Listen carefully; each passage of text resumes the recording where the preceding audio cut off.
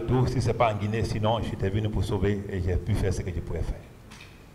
Est-ce que vous êtes renvoyé devant ce tribunal parce qu'il y avait des pick-up garés aux alentours du stade ou à quelques endroits du stade? Est-ce que vous avez été renvoyé ici pour ça? Pas du tout, pas du tout. Il me semble que même quand on sort tout à l'heure, on peut trouver des pick-up de ce service jusqu'à présent, du service chargé des services spéciaux et de la lutte contre la drogue. Ces véhicules sont garés ici. Ça veut dire que c'est un crime?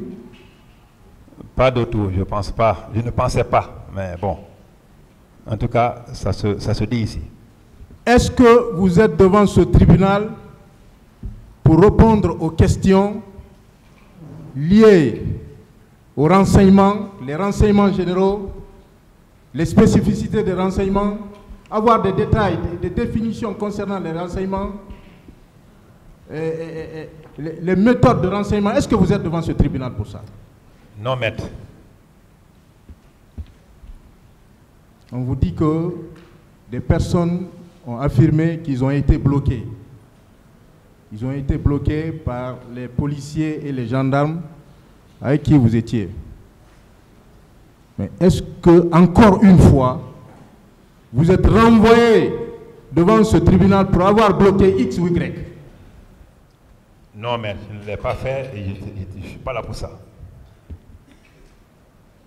Est-ce qu'on vous a présenté une seule fois un de ceux-là qui déclare avoir été torturé? Une seule fois. C'est ici, j'ai tout appris. Ici, tout appris.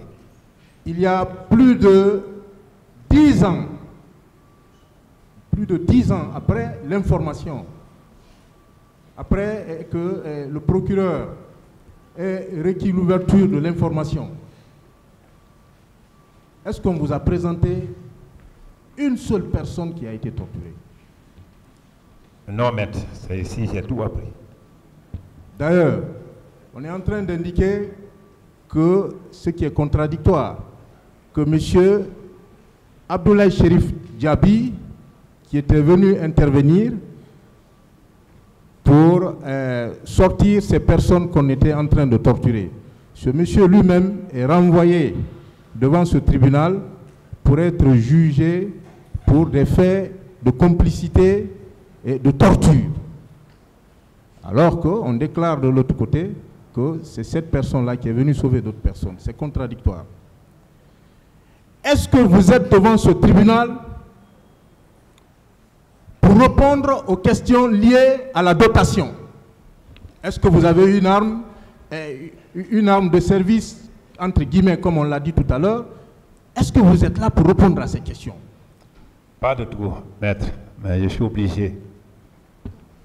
On aurait dû vous présenter ici une arme, l'arme que vous avez utilisée ce jour-là. On aurait dû présenter ici les balles retrouvées dans les corps des personnes tuées. On vous dit que, voilà, est-ce que vous portiez une arme? Est-ce que vous avez une dotation? Cette question ne se pose pas. On vous demande si des corps, des cadavres avaient été retirés devant vous. Est-ce que vous êtes là pour répondre à ces questions? Pas du tout, c'était pas du tout ma responsabilité. On vous demande également, est-ce que vous avez des antécédents ou des conflits ouverts avec X ou Y, notamment avec Claude Pivy? Est-ce que cela fait partie de l'accusation?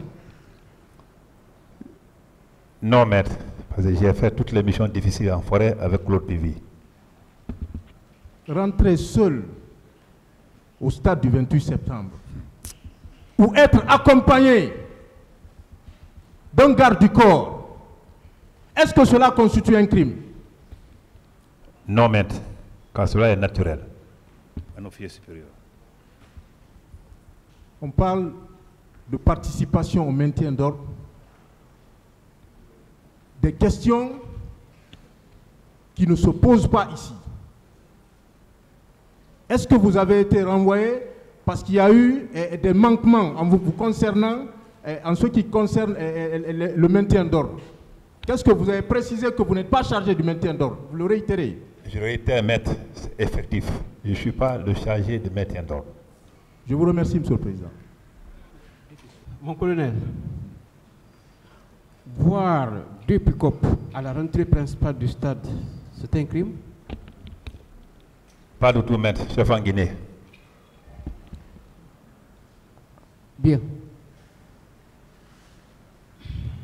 Venir au secours d'un groupe et laisser l'autre groupe, c'est un crime? Malheureusement, non, maître, chef en Guinée. Alors, de fait que vous n'avez pas pu rencontrer Sidia au niveau juste de l'esplanade est un crime? Pas du tout, maître. Depuis que vous êtes devant ce tribunal, est-ce qu'on vous a envoyé des preuves dont il s'agit de parler? Je tombe du nu par rapport à ces accusations et c'est pourquoi je suis là, pour que ces preuves me soient exhibées, afin que le monde entier se rende compte désormais quel est le rôle que le colonel Diagboué a joué, une manière d'honorer ma famille et blanchir l'image de mes enfants.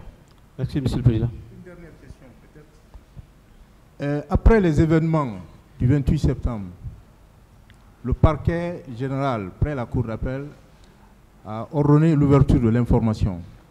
Est-ce que notre service, parce qu'on est en train de dire qu'avez-vous fait, est-ce que vous avez fait un rapport, vous avez fait ceci ou cela, est-ce que notre service, à partir de l'ouverture de l'information ou des réquisitions pour l'ouverture de l'information, est-ce que notre service était compétent pour agir?